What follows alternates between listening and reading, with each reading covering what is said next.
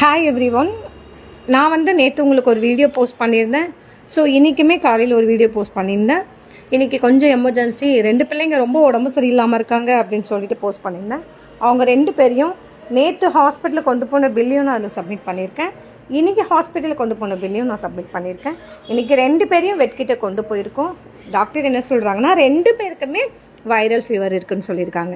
கட்டி வந்த குழந்தைக்கு ஃபீவர் வந்துச்சு. ஃபீவர் வந்ததும் வைரல். ஸோ இன்னொரு கேட்டுக்கு, இந்த ப்ரௌன் கலர் கேட்டுக்கு ஃபெலிக்ஸ், இவனுக்கு வைரல் ஃபீவர் நேற்றே சொல்லிட்டாங்க சார் கண்டுபிடிச்சி.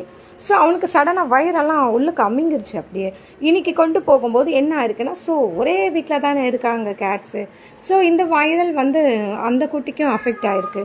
ஸோ அதுக்கும் வைரல் தான் சொல்லி சார் சொல்லியிருக்காங்க. ஸோ 2 பேருமே இன்றைக்கி வேக்சினேட்டட் முடிச்சு ட்ரிப்ஸ் போட்டிருக்காங்க. நாட் ஓன்லி தட், இன்றைக்கி மாத்திரம் இது ட்ரீட்மெண்ட் கிடையாது. வைரல் ஃபீவரில் 3 or 4 days தொடர்ந்து கண்டினியூஸாக ட்ரீட்மெண்ட் பண்ணி தான் ஆகணும். ஏன்னா இவங்க சாப்பாடு எடுத்துக்க மாட்டாங்க. வைரல் ஃபீவர் வந்த கேட்ஸ் அவங்களாம் செல்ஃபாக ஃபுட்டு எடுத்துக்கிட்டாங்கன்னா டாக்டர்கிட்ட போக வேண்டிய அவசியம் இருக்காது. பட் செல்ஃபாக எடுக்கலைன்னு சொல்லும்போது 2 பேருமே செல்ஃபாக எடுக்கலை. அப்படி இருக்கிற பட்சத்தில் சார் என்ன சொல்லிட்டாங்கன்னா, அப்போ 2 பேரையும் கொண்டு வரணும்னு சொல்லிட்டாங்க. பர் டே ஒரே ஒரு நாளைக்கு ஜஸ்ட் ஒரு ட்ரிப்பு போடுறதுக்கு 300 rupees. 2 பேர் கூட்டிகிட்டு போனான்னா 600 rupees ஆகும்.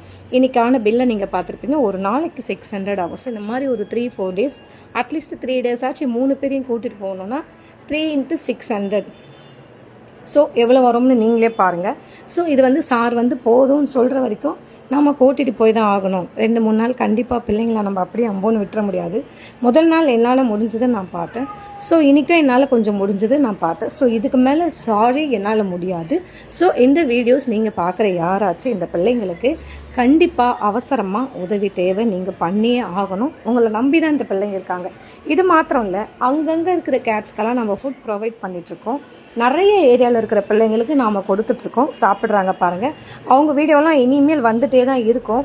ஸோ எல்லாருக்கும் சேர்ந்து உதவி பண்ணாதவங்க கூட தயவு செஞ்சு பண்ணுறதுக்காக முன்வாங்க ப்ளீஸ். உங்களுக்கு கெஞ்சி கேட்குறோம்.